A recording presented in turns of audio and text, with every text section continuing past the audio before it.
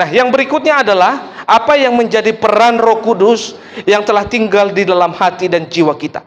Yang keempat adalah memimpin kita ke dalam seluruh kebenaran. Memimpin kita ke dalam seluruh kebenaran. Yohanes pasal 16 ayat yang ke-13 mengatakan demikian. Tetapi apabila ia datang, yaitu Roh kebenaran, ia akan memimpin kamu ke dalam seluruh kebenaran.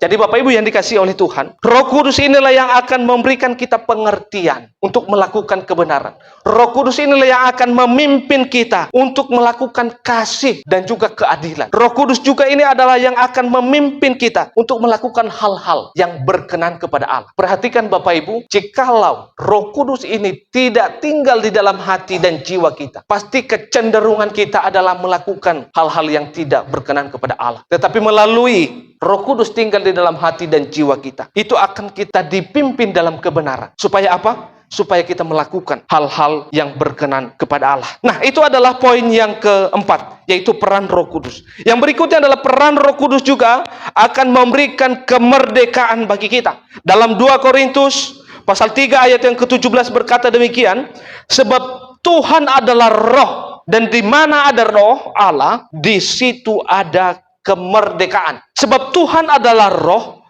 dan di mana ada Roh Allah, di situ ada kemerdekaan.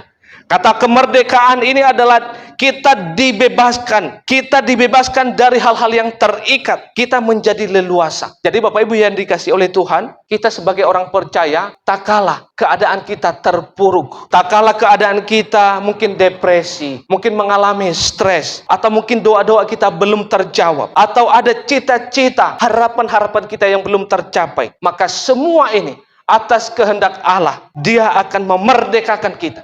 Dia akan melepaskan kita dari hal-hal yang mengikatkan, terutama tentang hal-hal dosa. Maka Bapak Ibu yang dikasihi oleh Tuhan, inilah yang menjadi peran Roh Kudus dalam hidup kita sebagai orang percaya. Nah, sebagai yang terakhir adalah apa yang menjadi peran Roh Kudus dalam hidup kita, dalam jiwa kita sebagai orang percaya adalah menjadi meterai dan juga jaminan bagi kita sebagai orang percaya. Mari kita buka Alkitab kita dari Efesus pasal yang pertama, ayat yang ke-13 sampai 14. Nah, ini adalah peran Roh Kudus, yaitu menjadi meterai dan jaminan bagi kita sebagai orang percaya. Dari kitab Efesus pasal yang pertama, ayat yang ke-13 sampai dengan 14. Kita baca bersama-sama 1, 2, 3, ya. Di dalam Dia, kamu juga karena kamu telah mendengar firman kebenaran, yaitu Injil keselamatanmu, di dalam Dia kamu juga, ketika kamu percaya, dimeteraikan dengan Roh Kudus yang dijanjikannya itu. Dan Roh Kudus itu adalah jaminan bagi kita, sampai kita memperoleh seluruhnya, yaitu penebusan